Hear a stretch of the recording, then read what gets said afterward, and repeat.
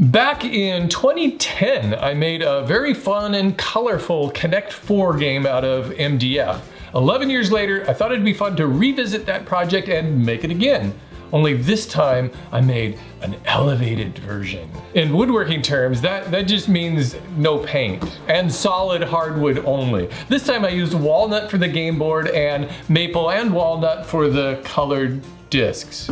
Not so colorful this time. It's elevated. By the way, if you're looking for a step-by-step approach to learning woodworking from the ground up, and maybe even make your own elevated projects, you don't need to look any further than The Weekend Woodworker, my online course that'll teach you how to build your first project this weekend, no experience necessary. And to help you get started, I've assembled a free guide to all the tools you'll need and how you can get them for less than $1,000. Head over to mytoollist.com and download your free guide today. It's an elevated guide. I think I can make both the front and the back sides using this one piece of walnut board, but what I need to do is join two edges together. I'm gonna have to resaw this down into 1/4" panels. Of course, my blade doesn't go high enough to cut all the way through this in one pass, nor would I really want to do that because that would just put a huge strain on that blade and it would have a hard time cutting through that wood. So what I'm gonna do is just cut through a little bit at a time till I get to about halfway, and then I can flip it around and finish up the cut. I've got a feather board here to keep this pressed against my fence throughout the whole cut.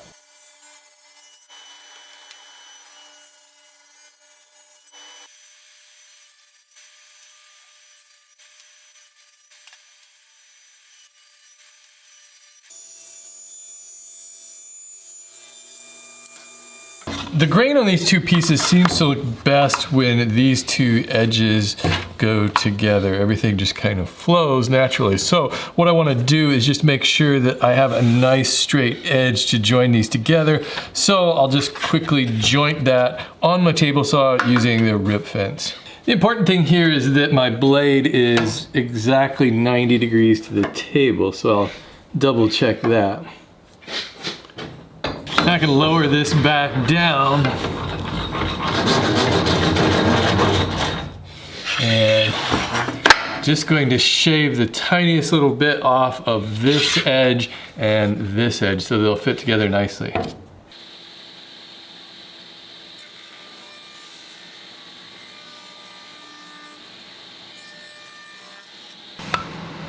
That'll give me a nice seam. So this is going to be just a real gentle gluing and clamping job here. If I tighten these clamps too much, these thin boards are just going to bow. And they'd just probably pop right out of those clamps. But it doesn't take a lot of glue to hold this edge joint together, and it doesn't need a lot of clamping pressure.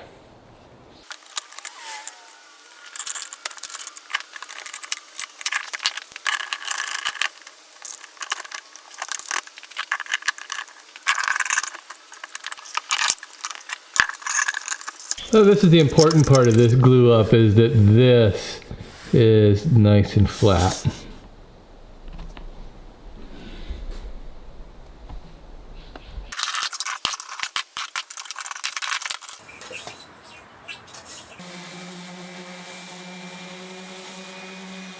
I wanted to take a moment to show you the result of this glue up and how just taking the time to mash the grain of the two pieces that you're going to join together can yield really good results. In this case, you can't really see the seam there. The grain kind of flows together naturally and it looks like one solid piece of lumber.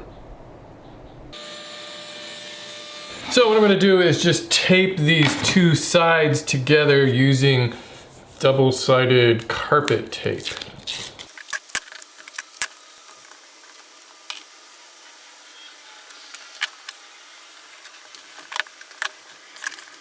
Okay, with those two pieces together, now I can square this up to its final size.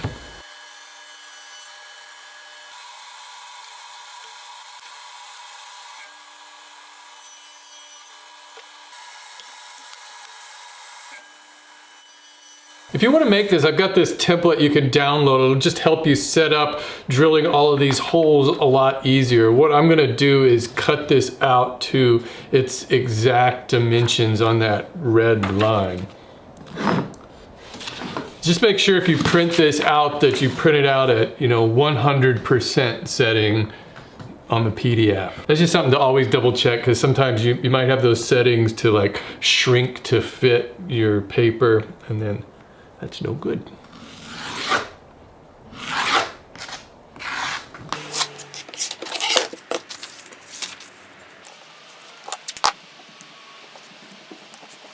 I'll use an awl to make a divot in the center of each of these crosshairs.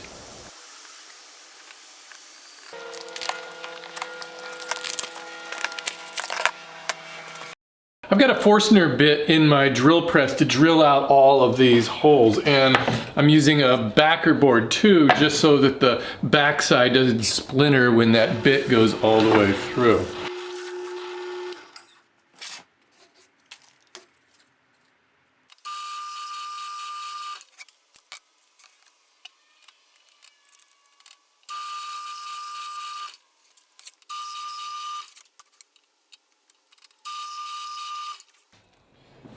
Before separating these two pieces, it's a good idea to make a mark there so that you know which way they go back together, just to make sure that those holes all line up properly. And when you're taking these apart with that carpet tape in there, just be really careful, because sometimes that carpet tape is pretty strong, and if you just go and grab these boards and pull them apart, they're probably going to break. So I use a putty knife and just try to wedge it in there and just kind of separate that tape from the wood.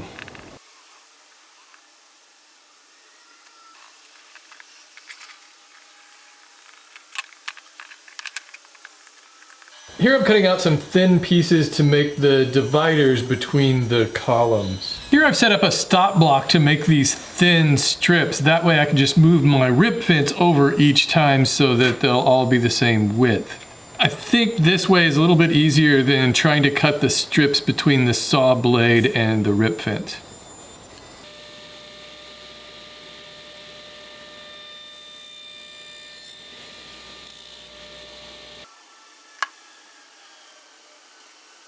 Rather than trying to clamp these small pieces into place, I'm just going to put some weight on them.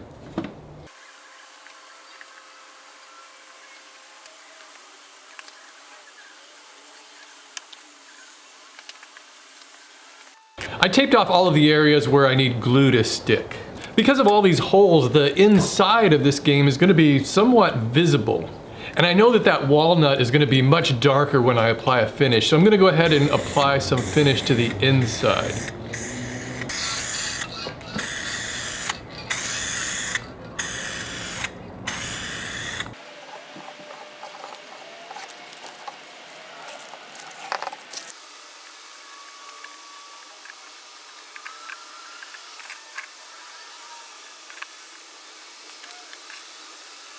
With that all glued up, now I can square up the edges.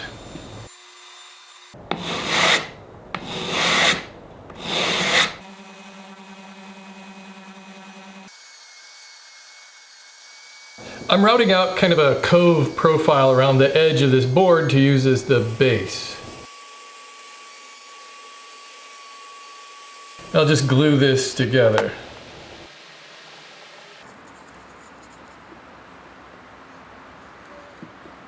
I cut out some thin strips of walnut and maple for the discs, and to cut out those discs I've got a hole saw here that I've just removed the center drill bit thing, the pilot hole setter bit. I don't know what that's called, but it's not in there, so hopefully I can just cut discs using that.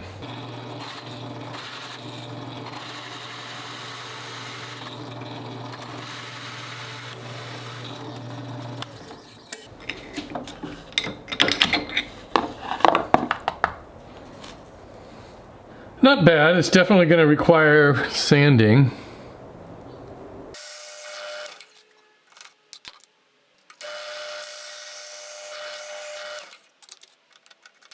Oh man, this is definitely going to take some time to cut out each of these. Then I got to sand them all down nice and smooth. But there's 42 discs, 21 for each color.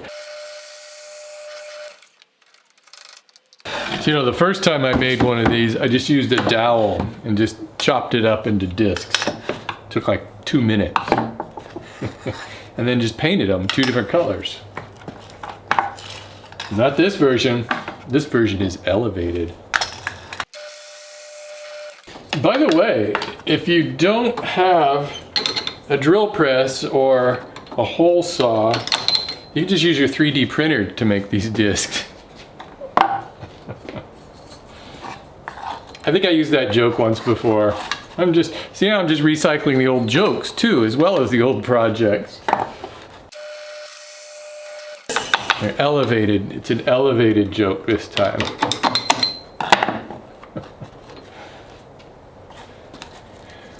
Man, this is a lot of discs.